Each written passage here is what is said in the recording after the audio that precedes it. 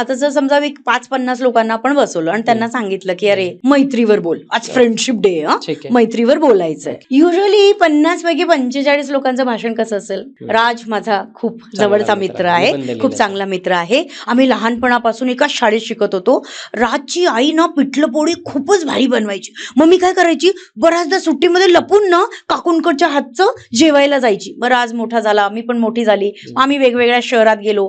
खरं सांगायचं मैत्री म्हणजे ना रक्ताच्या नात्या पलीकडचं नातं, असं काहीतरी कॉमन ऐकायला मिळेल. म्हणजे मैत्रीचं समीकरण पिठलं आणि भरीत याच्या पलीकडे जात नाही. पण हेच जेव्हा तुम्ही माझी technique that is the scripting technique जर तुम्ही वापरली तर मैत्रीचं भाषण मी कसं देईल.